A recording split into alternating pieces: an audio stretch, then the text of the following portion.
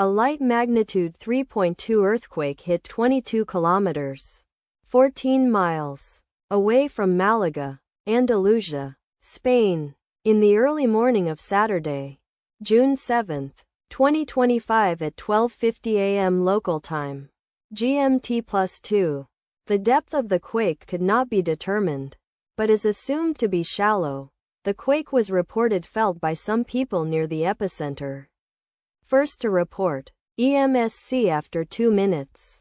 The earthquake occurred 5 weeks after a magnitude 3.6 earthquake had hit on Sunday, May 4, 2025, at 5:37 p.m. local time.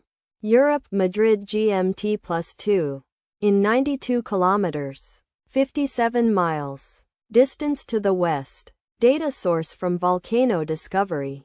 Did you feel it? Let us pray. May the earthquake that occurred not affect our brothers and sisters there.